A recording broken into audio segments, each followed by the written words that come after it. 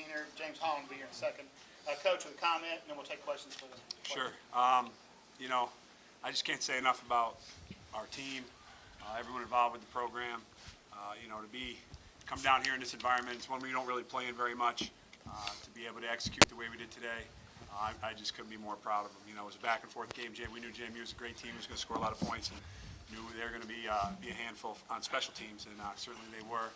But it wouldn't have been a Colgate game if we didn't make a stop and a 3-yard line to end it. That's kind of how we've gone this season. So, you know, again, I'm just along for the ride with these guys. They are just absolutely what they go through academically each week, and you know what they have to do. I'm just so proud to be their coach. Questions? So what does that say about your defense when they're right there in the 3? They scored all those points and get a stop. What does it say about your team's defense? I think our defense has done that all year.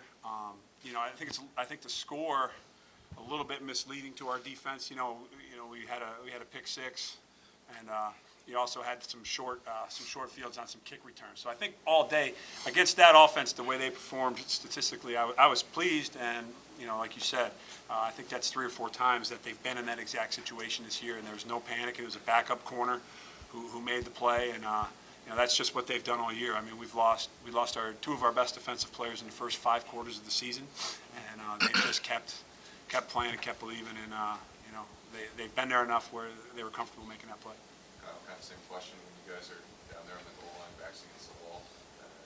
What is the defense thinking in that situation to get a stop like that? Yeah, I mean, we've been in that situation a lot this year. You know, we've given up points. Some games, the Lehigh game, we gave up points, and we nutted up when we had to, and we made a play when we had to.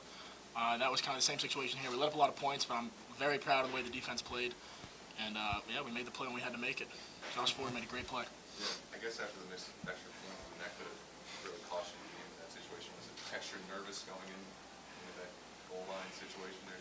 Well, you do the math right away, obviously, you know, and you think about it, and you know, I just for the kid individually too, you feel good that it didn't come down to that. You know, no one on either side, you don't want to see something like that at this level. So I was happy there, but yeah, you know, I mean, you know, you're doing the math, you're saying, uh-oh. So, but again, you know, there was no panic on the sideline. The kids did their jobs, and that's what they've been doing all year.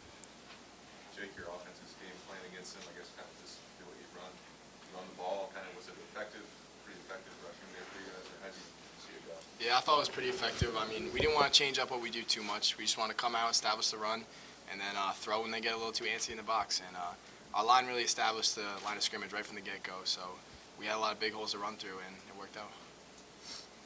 Coach, has this been steady maturation for this team? I mean, how much have they grown since being here? Sure, incredibly. We started the year 0-3 and 2-4, and then we got to our league season. That, you know, in a league as small as ours, you basically have to win them all. So they've been playing elimination games since October, and as a coach, you're just happy. I think we've gotten better every week, and that's your goal. Win, lose, or draw. You know, you as a coach, you want your team to be better this week than it was last week, and they've done that. And we're still, I mean, we're a fairly young team. None of these, you know, there's no seniors sitting up here right now, and so to see them kind of grow and mature, it's been rewarding. And you know, now I just play with a little bit of confidence. The read your quarterback was making today, how important at the line of scrimmage? 3-man front, 4-man front. There seemed to be a read each time you saw the down line. Correct. Correct. Yeah, without giving away too much, but yeah, you know, a lot of it goes through the quarterback. He kind of determines what the read's going to be at the line of scrimmage, and so we worked all week on, you know, being able to communicate that without hearing, and you just go against the different looks, but it all kind of runs through him, and he did a great job seeing it today and getting us in the right call. Jake, you hit that 67-yard run there when they had just scored the tie the game. What did you see on that play that kind of boosted you guys down there at the end? Well, there's some pressure from that backside, and both defenders actually overran me a little bit, so I was able to sneak right through, and there's a bunch of daylight. I just saw the hole and hit it. You pretty you mad that you didn't finish that run, I guess? Yeah, that tends to happen to me sometimes, but I got to finish it off the play later, so it all worked out. Dan, to jump on them 17-0, I know you eventually blew that lead, but what was kind of the key? How did you have more juice at the beginning of that game, or what?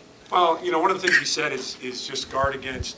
You can't win a game in the first 10 minutes, but you can lose it. So, you know, we actually try to say, come out, relax a little bit, and play your game. And then to get the 3 on the first drive and get the turnover, you know, it was great to see. We knew. I mean, 17 is not going to beat this team, so we knew it was going to be a long day. But I think to be able to come out and execute and get it, you try to get through the first 10 minutes, get through the first quarter. That's all right. You're either up or it's a one-score game or so, and then the next thing you know, it's halftime. Then it's a third or fourth quarter. It was important to start quick and not make mistakes early, and they did that. They had the momentum going into the half. It looked like he brought pressure a little bit in the second half, at least on that first series, carried throughout. Was that an halftime adjustment you guys made? Yeah, we just challenged the defense. We wanted to get a little pressure on the quarterback on the first drive and get a stop there.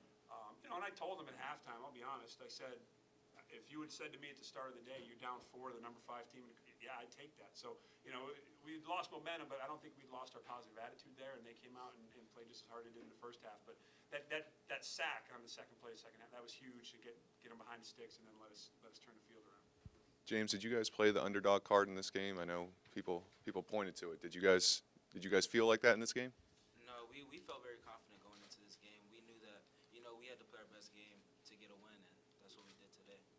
I know you probably saw in film they don't really defend the run that well, and it seemed like you guys pretty much exposed that again. I mean, was that confidence going into this game, knowing you could probably run on this team? Yeah, we tried to give looks that would try and confuse them, and we did that.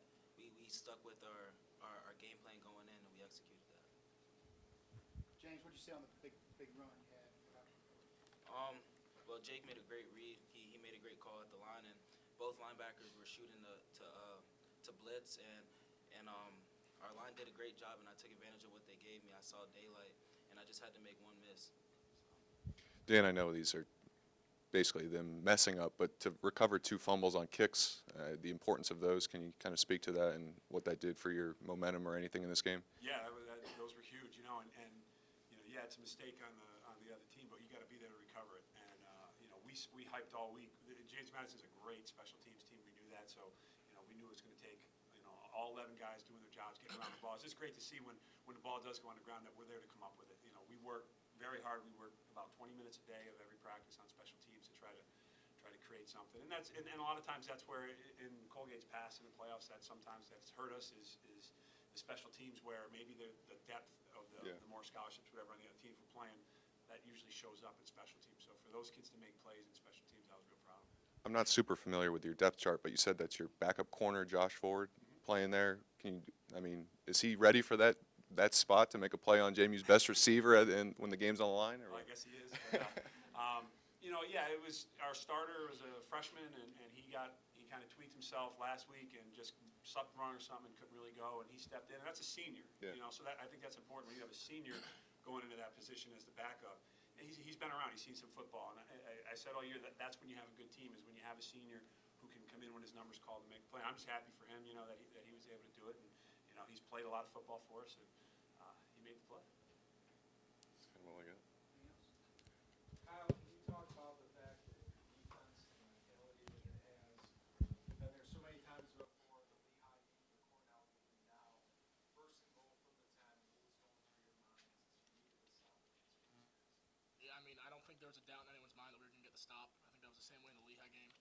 And we kind of have this bend but don't break mentality, and when it comes to crunch time, I think we really, when we have our backs against the wall, we're good at making plays, and we've done that in the past, and we've been kind of through the fire, so we knew that we had it in us, and we showed up, and there wasn't a doubt in our mind we were going to make those plays. Coach, on the play that's down at the goal line on 4th down, when they're scored, wide side to the left. JMU has traditionally done a lot to the left side with the right-hand quarterback.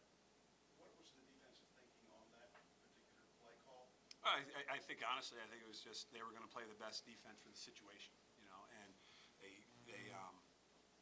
it wasn't necessarily a reaction to their tendencies. It was we were in the defense that was best for us at that point, and that our kids were comfortable with because they've been there quite a bit. And I think they'd have been okay no matter what they did.